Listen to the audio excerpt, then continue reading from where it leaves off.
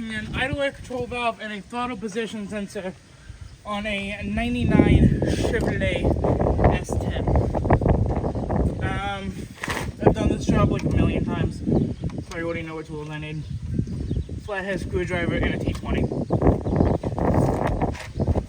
These are a common failure on the S10, so book time's like 0.4, I believe.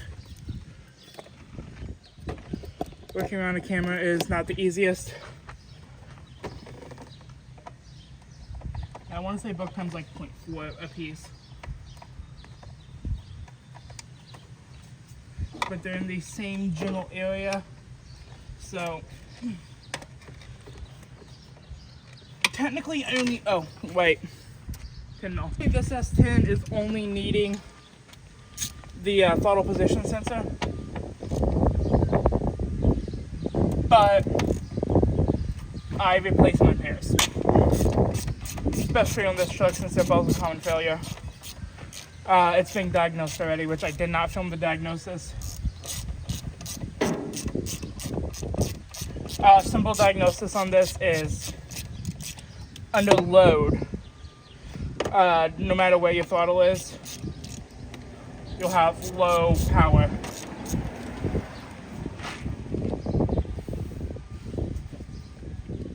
Is the general diagnosis for this truck. And know when the throttle position sensor goes out.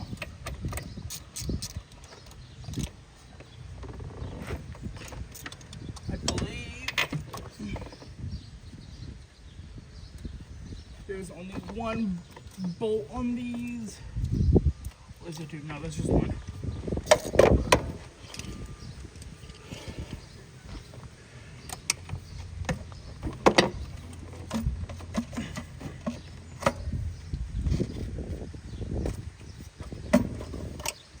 See, it's really simple to get these out.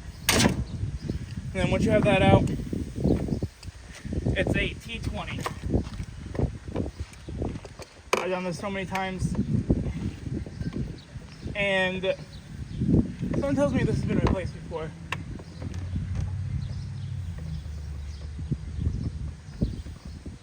It's not that hard of a change. A couple screws, a wiring harness.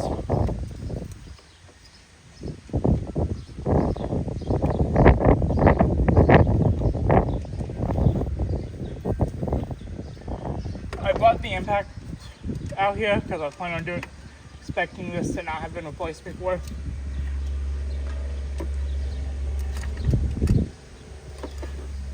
So this right here has either been replaced before,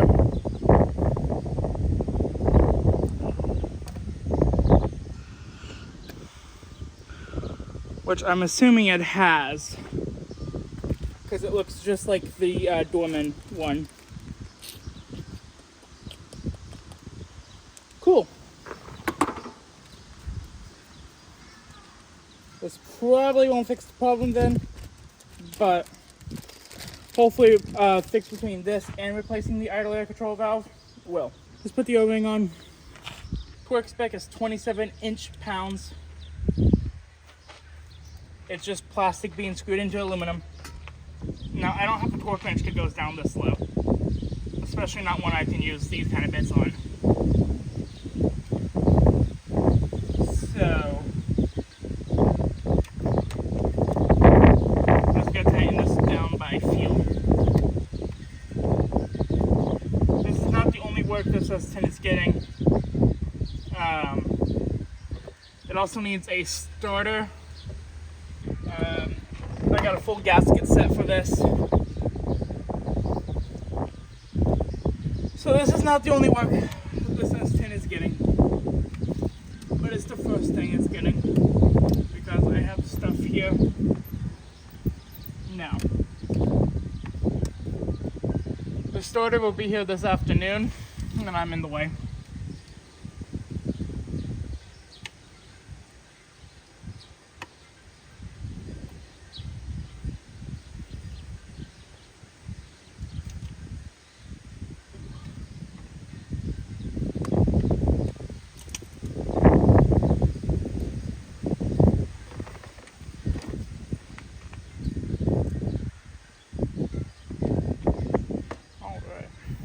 Here's the old idle air control valve. I mean, doesn't look bad, but so the reason this throttle position sensor got changed because it was also throwing codes. Throttle position sensor low voltage.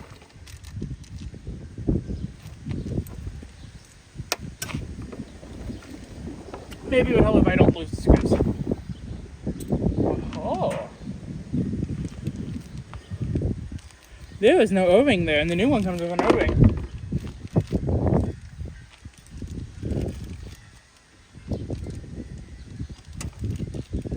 Nor do I see evidence of an O-ring.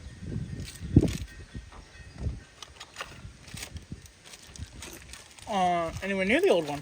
So, cool.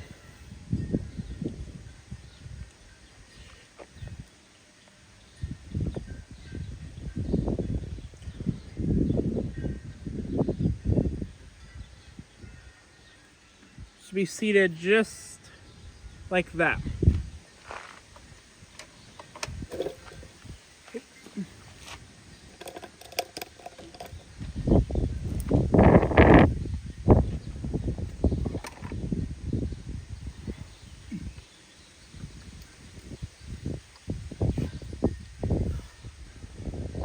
I have no idea why book time is 0.4 for this.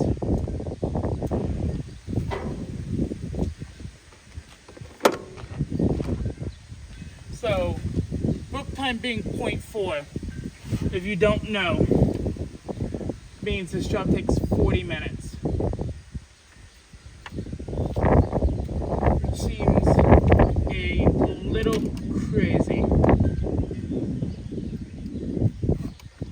for this to be a 40-minute job to replace these two sensors. But hey, we're not going to question the old data gods.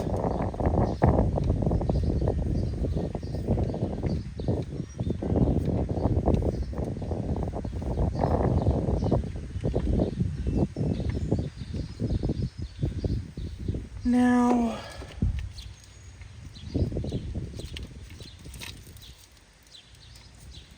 we plug it back in.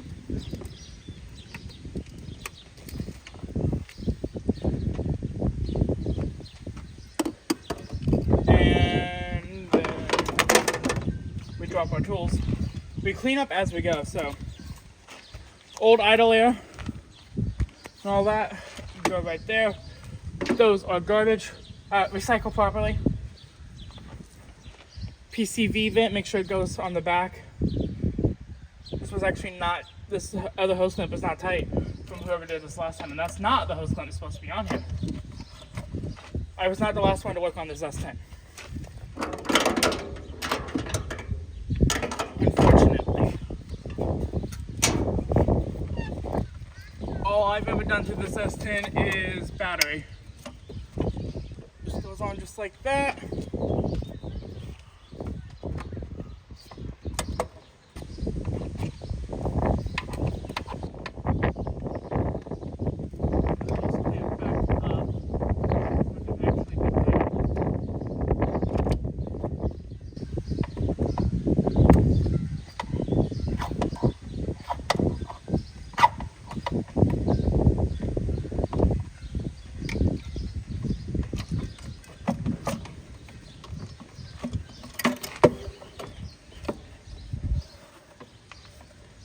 Take two.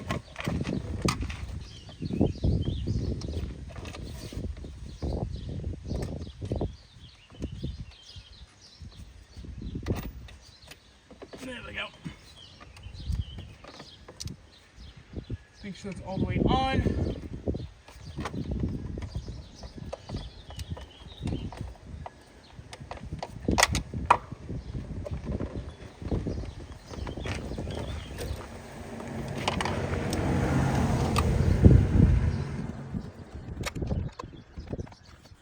There you go.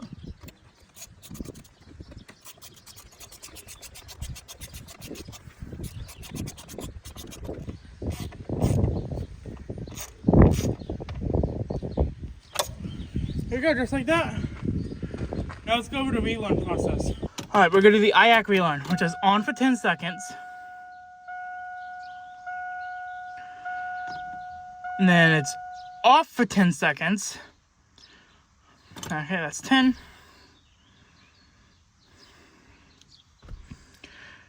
This is the most boring part about this relay. And then you're supposed to start it. Oh, I had it. This is why the starter is getting replaced.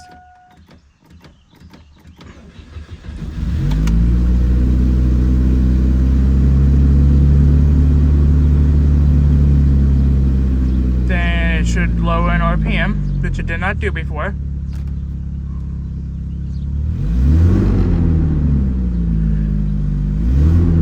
We got throttle response, so it's time to do drive around the block. So we just want to do a little bit of a drive cycle. Check engine light's not gonna go out. Speedometer don't work. It's pegged at 100. And I should probably put on my seatbelt. So funny thing on this S10, I just went for the diag run, and the speedometer fixed itself. I was just gonna go for a test drive, make sure everything was working, and the speedometer fixed itself. So that's one less thing to fix. If you're wondering why the airbag lights aren't, it's because that's currently off, because that was an option to turn off the passenger airbags in this car, because it has no back seat. But you just want to make sure you know you got full throttle position and it really acts like you're expecting. This car also needs brakes badly. That is another thing on the list. But in the rear end, it's getting a full limited slip and disc brake conversion because it currently has drums. But I will see you at the end of this test drive.